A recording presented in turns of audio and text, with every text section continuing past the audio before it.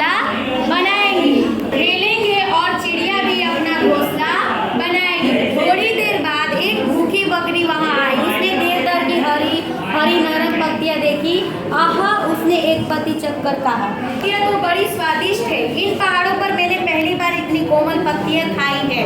आज भोजन करने में बहुत आनंद आएगा। बकरी ने देवदार के वृक्ष की नीचे से सारी पत्तियाँ खा ली।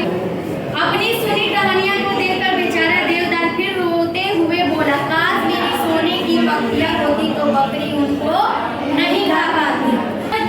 जंगल के देवता ने उसकी बात सुनी। वे समझ गए कि इस वृक्ष की प्रतिदिन एक नई इच्छा होती है।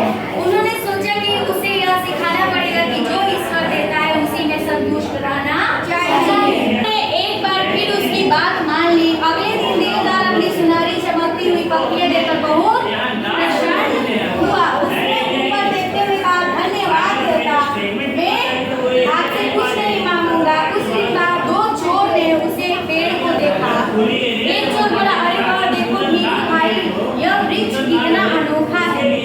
ये सारी पत्तियां सोने की बनी हुई है, चलो इन्हें तोड़ लेते हैं, फिर हम दोनों सुख से रहेंगे और हमें चोरी भी नहीं करनी पड़ेगी। दोनों ने उसकी सारी पत्तियां तोड़ ली। देवदार फिर उदास हो गया। देवता से विनती करते हुए बोला, हे देवाली देवता, मुझे क्षमा कीजिए, इस बार मुझे शीशे की पत्तियां दे